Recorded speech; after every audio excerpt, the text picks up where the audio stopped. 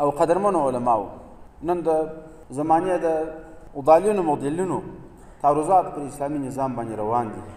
په ټوله دنیا کې وګورئ د اسلامي نظام تعریف چې موږ وکړئ دا شاید ماسیوا د افغانستان څخه د دنیا بل نظام داسې نه چې د حاجي صادق چې دا تعریف د هر چا قوانین وضعي دي، د ځانه یې جوړ کړي قوانین دي. د چا قوانین د خدای پاک د دین په دښمنۍ کې دي او د چا قوانین به داسې چې د خدای پاک قانون بې ماتل پرېښي خپله به یې لار جوړه کړي. نو ټوله دنیا پر دې باندې متفقه ده او پر دې اتفاق کړی دی چې موږ به په دنیا کې داسې نظام نه پرېږدو چې هغه نظام سل په سل کې اسلامي نظام وي.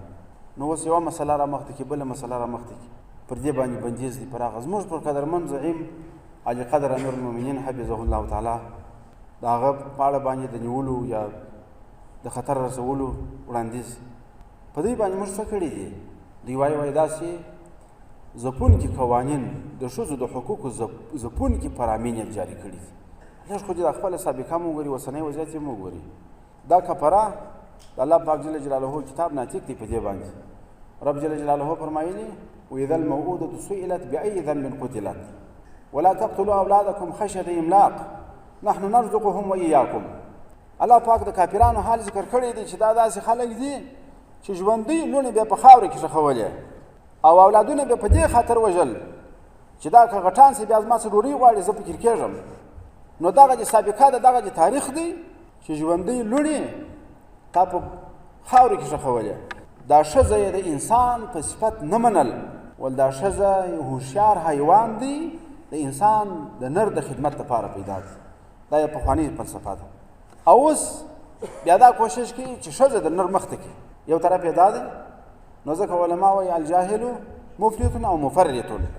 جاهل یا ډېر مخته روان یا ډېر شاته روان، یا پلا یې په انسانیت کې نه شاملوي ښځه او بل وار یې بیا د نر بلا کوي مخته یې بیایي. او که داسې ووایي چې اوس هم ښځې ته د انسان په سترګه نه دي کتلي بعیده به نه وي. تاسې د خارج ممالکو ته چې څوک تللي هغه ته دا وضعیت معلومیږي. نرانو یې ځانونه د پښو څخه بیا تر د غاړې پټ پټ کړي او غاړې ته یې هم یو تناو راچولی دغه نیکټایي چې ورته وایي ټول مستوري. خو ښځه یې نه کمیس لري نه پرتوګ لري. په دغسې یو جامه کې چې د انسانیت تقاضا دا ده چې دا حالت نه دی ښه. بې له دې څخه چې موږ مسله پر قرآن باندې عرض کړو، د الله پاک پر دین یې عرض کړو، خپله د انسانیت تقاضا هم دا ده چې د انسان دپاره دغسې د شرم جامه نه ده پکار. د ښځې څه یې شیطانه جوړه کړې ده، د ښځې څه شیطان جوړ کړی دی غواړي چې خلک به ګمراهان کړي. او د الله پیغمبر فرمایلي ما ترکت فتنة بعدي اضر على الرجال من النساء. تر ښځو لویه فتنه د امت دپاره بله نشته په دې امت کې. نو کافرانو دا کوشش دی بس حق ته نه دی ورکړی، بازار ته یې نه پرېږدي، پارک ته یې نه پرېږدي، تعلیم ته یې نه پرېږدي، او بل ته یې نه پرېږدي، او بل ته یې نه پرېږدي. دونه بې انصافه خلک دي. دا د دوی وضعي قانون د وضعي قوانینو چې یوه جزیه مخالفت راسي ټوله دنیا په شور سي چې زموږ د قوانینو سپکاوی سوی دی.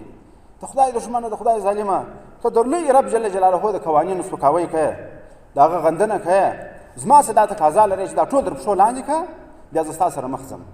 نو په هیڅ صورت باندې اسلامي نظام، اسلامي امارات، هیڅ مجاهد، هیڅ مسلمان دا نشي زغملی چې د خدای پاک د دین یوه ماده دي د یو کافر د تقاضا دپاره د پښو لاندې سي. نه به یې کوو، نه دا هوډ لرو، نه به دا هوډ شته. ټول یې په مځکه ننوځو، ټول یې شهیدان سو، خو د خدای پاک د دین پر سر باندې به معامله د چا سره نه وي او نه دا معامله کوو.